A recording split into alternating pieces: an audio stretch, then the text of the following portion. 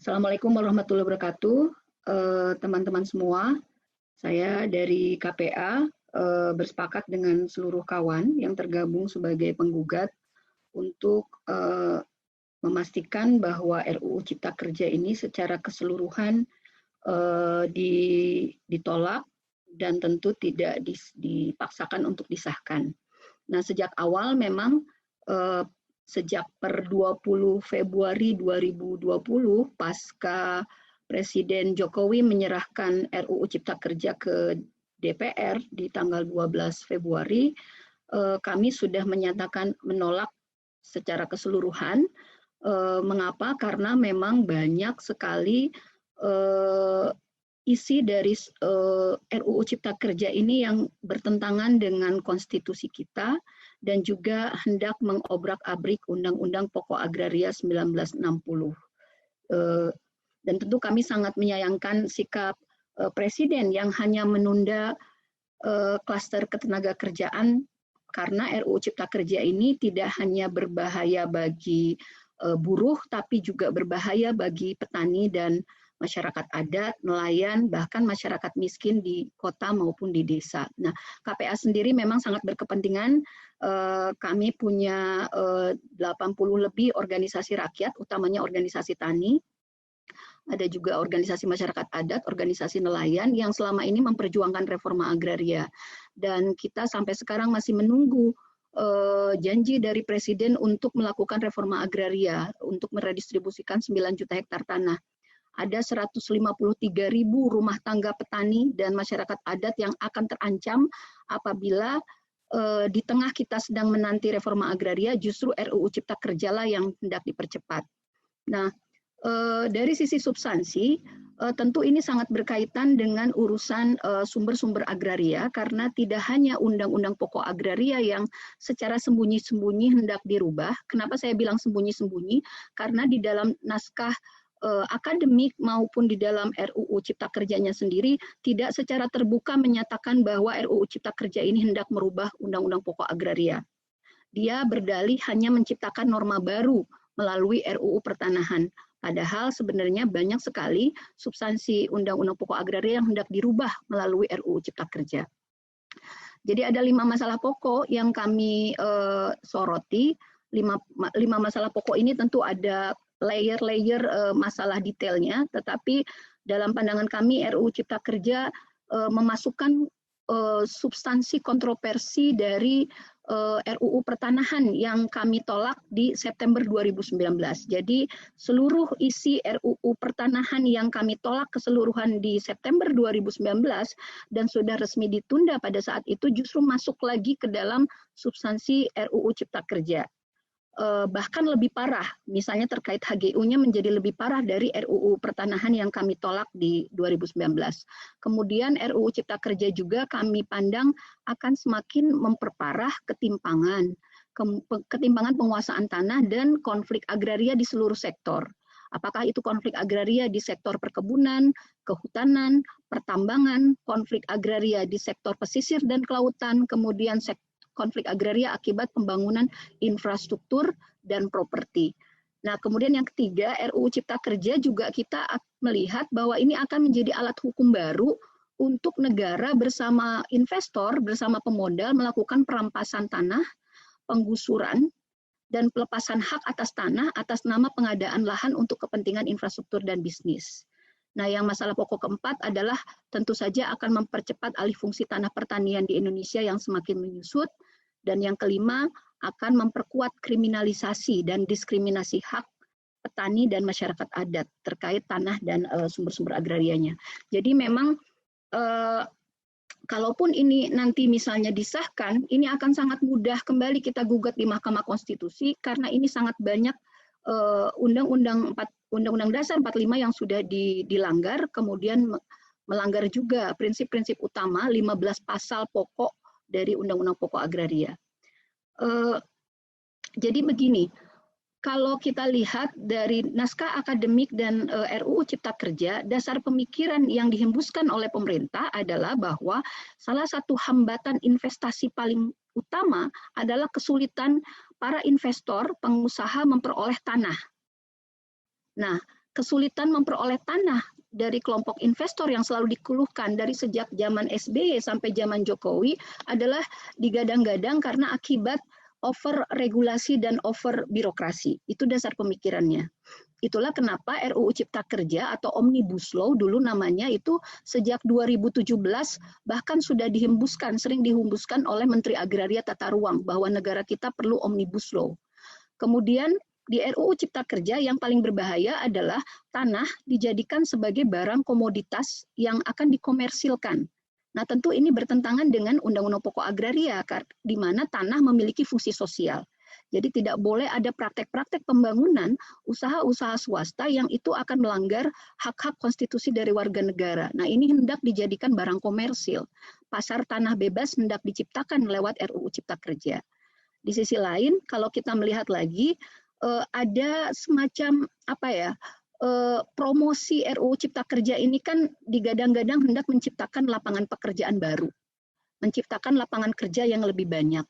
Nah, kita melihat selain melihat ini sebagai promosi yang semu, kita melihat bahwa tenaga kerja itu hanya dilihat bukan sebagai subjek pembangunan, tapi hanya sebatas objek pembangunan di mana dia adalah sumber buruh upah murah, sumber para kuli yang itu untuk mengabdi kepada perusahaan-perusahaan yang didanai oleh para investor. Nah, otomatis spirit atau semangatnya dari RUU Cipta Kerja ini adalah hendak menjadikan tanah diprioritaskan kepada pemegang modal, dalam hal ini investor, sehingga akan memudahkan penggusuran, perampasan tanah, pengadaan tanah untuk kepentingan pembangunan umum, sehingga akan mengakibatkan gejala apa yang selama ini kita saksikan di desa-desa, yaitu proletarisasi petani dan masyarakat agraris yang diproyeksikan menjadi buruh di lapangan kerja baru yang hendak diciptakan oleh Omnibus Law. Nah, salah satu masalah terbesar di RUU Cipta Kerja, termasuk di klaster pengadaan lahan atau pengadaan tanah adalah tadi yang saya singgung bahwa seluruh RUU pertanahan yang kontroversial di 2019 itu disusupkan lagi di dalam RUU Cipta Kerja. Pertama adalah soal hak pengelolaan, HPL. Hak pengelolaan ini masuk secara kuat di dalam RUU Cipta Kerja dan ini dalam pandangan kami menyimpang dari hak menguasai negara yang sudah ada keputusan Mahkamah Konstitusinya di tahun 2003 bahwa hak menguasai dari negara itu bukan berarti tanah dimiliki oleh negara. Nah, ini lewat HPL ini seolah-olah pemerintah, apakah lewat pemerintah daerah, pemerintah pusat, BUMN, BUMD, itu bisa memiliki HPL ini. Jadi HPL ini seolah-olah menjadi jenis hak baru yang di Undang-Undang Pokok Agraria tidak ada jenis hak yang bernama HPL. Nah, ini diciptakan seperti menjadi hak baru di dalam RUU Cipta Kerja. Yang paling berbahaya lagi yang kita soroti adalah lewat RUU Cipta Kerja juga hendak memberikan kemewahan kembali kepada korporasi-korporasi di sektor perkebunan. Salah satunya melalui hak guna usaha. Kita tahu hak guna usaha ini adalah alas hak yang diberikan kepada perusahaan-perusahaan perkebunan skala besar. Nah, apa bahayanya? Nah, di RUU Cipta Kerja ini justru lebih parah dari Undang-Undang Agraria zaman kolonial. Kenapa lebih parah? Karena dia hendak memberikan langsung di muka 90 tahun sejak permohonan awal. Dibandingkan dengan UU-PA 1960 yang sudah merevisi Undang-Undang Agraria kolonial itu dengan hanya memberikan di tahap pertama 25 tahun HGU. Hanya boleh diperpanjang apabila perusahaan itu memenuhi persyaratan. Nah, di RUU Cipta Kerja justru langsung diberikan sepanjang 3 generasi, yaitu 90 tahun. Jadi kami lihat RUU Cipta Kerja justru lebih celaka dari Undang-Undang kolonial Belanda. Nah, kemudian ada lagi hendak menghapuskan sanksi bagi perusahaan yang tidak mengusahakan tanah perkebunannya. Jadi ada sanksi terhadap hapusnya status tanah terlantar. Nah, padahal penelantaran tanah oleh korporasi, oleh badan usaha itu adalah menjadi syarat pencabutan hak guna usaha. Nah, di RUU Cipta Kerja sanksi tanah terlantar ini hendak dipermudah hanya sanksi administrasi saja, sementara tanah terlantar justru adalah menjadi salah satu objek reforma agraria bagi petani dan masyarakat miskin, termasuk buruh tani. Di RUU Cipta Kerja juga kembali lagi agenda bank tanah, agenda spekulan tanah versi negara hendak dimasukkan lagi di dalam klaster terkait pertanahan, dan ini menjadi lebih luas untuk kepentingan investasi kawasan ekonomi khusus, real estate, pariwisata, properti, dan pembangunan infrastruktur. Kemudian ada lagi hak rumah susun bagi orang asing, baik badan hukum asing maupun warga negara asing. Padahal Undang-Undang Pokok Agraria sudah membatasi warga negara asing itu tidak boleh memiliki hak milik atas tanah, hanya boleh hak sewa, hanya boleh hak pakai. Nah, di RUU Cipta Kerja justru ini diberikan ruang di mana badan usaha asing dan warga negara asing boleh memiliki hak milik rumah susun di tengah masyarakat miskin kita belum dijamin sepenuhnya terkait hak terhadap perumahan rakyat. Nah, kemudian kita juga melihat RUU Cipta Kerja akan mempermudah perampasan tanah dan penggusuran bagi kepentingan infrastruktur dan bisnis.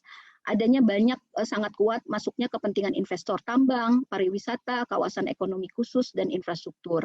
Kemudian ada meningkatnya peran pihak swasta di dalam proses pengadaan tanah. Jadi padahal kita pernah menggugat ke Mahkamah Konstitusi terhadap Undang-Undang Nomor 2 Tahun 2012 untuk agar peran swasta itu tidak terlalu dominan dan kuat, dan itu sudah diiyakan oleh keputusan Mahkamah Konstitusi. Nah, ini hendak diberikan lagi peran dan posisi yang kuat lewat perubahan terhadap Undang-Undang Nomor 2 Tahun 2012. Di sisi lain, proses pengadaan tanah juga lebih celaka lagi karena tidak perlu AMDAL. Tidak perlu berdasarkan penetapan lokasi, hanya berdasarkan penetapan lokasi saja, menghilangkan AMDAL, menghilangkan prinsip kesesuaian kegiatan pemanfaatan ruang, dan mengabaikan kajian dampak ekonomi sosial bagi masyarakat terdampak. Ini hendak dihilangkan di RUU Cipta Kerja. Nah, dari sisi lain, RUU Cipta Kerja akan memperparah monopoli tanah oleh swasta dan konflik agraria di Indonesia. Padahal UU-PA sudah melarang adanya monopoli tanah oleh kelompok swasta. Kita mencatat misalnya di periode 5 tahun terakhir saja sudah ada 2047 letusan konflik agraria sepanjang 5 tahun. Dan kita bayangkan tanpa Omnibus Law saja sudah demikian parahnya konflik agraria. Nah, kalau ada RUU Cipta Kerja, ini pasti akan memperparah konflik agraria yang terakumulasi lama, belum selesai, sudah akan ditambah oleh konflik agraria baru akibat beroperasinya RUU Cipta Kerja. Nah, pertama, kenapa akan memperparah monopoli tanah? Jadi batasan luas maksimum penguasaan tanah di Indonesia bagi perusahaan perkebunan, industri kehutanan dan pertambangan itu hendak dihilangkan di dalam RUU Cipta Kerja. Jadi monopoli tanah, monopoli sumber-sumber agraria otomatis akan terjadi karena batasan luas maksimum itu hendak dihapus. Nah, di sisi lain, pengukuhan kawasan hutan tanpa melibatkan masyarakat dan pemerintahan desa juga akan semakin memperparah overlap atau tumpang tindih antara kampung-kampung, desa-desa yang sampai sekarang jumlahnya masih 20.000 desa di Indonesia itu masih diklaim sebagai kawasan hutan negara. Masih banyak konflik-konflik agraria masyarakat petani, masyarakat adat, masyarakat desa dengan kawasan hutan. Karena kawasan hutan ini di RUU Cipta Kerja hendak dipermudah proses pengukuhan kawasan hutannya. Nah, kemudian yang berbahaya lagi adalah Omnibus Law juga ingin merubah Undang-Undang Nomor 41 Tahun 2009 tentang perlindungan lahan pertanian pangan berkelanjutan. Jadi dia hendak mempermudah proses alih fungsi lahan pertanian ke fungsi non-pertanian untuk kepentingan pembangunan kawasan ekonomi khusus, real estate, jalan tol, pembangunan bandara, sarana pertambangan, energi, dengan menghapuskan kewajiban kajian kelayakan strategis dan rencana alih fungsi tanah, serta kesesuaian rencana tata ruang wilayah. Jadi kalau kita melihat di sensus pertanian terakhir saja sampai 2013, karena sensus pertanian per tiap 10 tahun sekali, itu konversi tanah pertanian sudah sedemikian tajamnya. Bahkan kalau yang terbaru dari hasil kajian KPK terkait penyusutan tanah pertanian, luas baku sawah kita per tahun 2017 saja rata-rata sudah sekitar 650.000 hektar terkonversi menjadi fungsi-fungsi non-pertanian. Jadi otomatis RUU Cipta Kerja ini akan semakin menghilangkan keluarga petani dan tanah pertanian. Di sisi lain, ini yang terakhir teman-teman, Omnibus Law ini juga memperkuat potensi dan celah bagaimana aparat keamanan, aparat kepolisian, pemerintah daerah melakukan kriminalisasi dan diskriminasi terhadap petani dan masyarakat adat.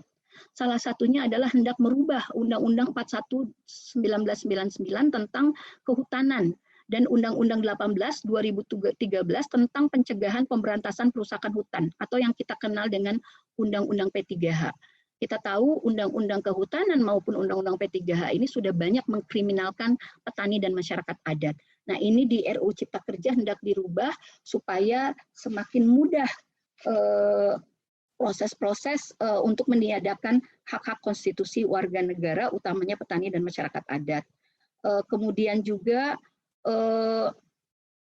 penetapan kawasan hutan yang sewenang-wenang lewat RUU Cipta Kerja ini juga akan berdampak pada overlap-nya, tumpang tindihnya masyarakat di sekitar atau di dalam kawasan hutan yang selama ini masih berkonflik, sehingga mudah dijerat oleh RUU Cipta Kerja. Mungkin itu kawan-kawan dari pandangan kami. Jadi bagi KPA bukan saja kecewa pada klaster ketenagakerjaan, tapi kami kecewa dengan keseluruhan isi karena ini sangat liberal.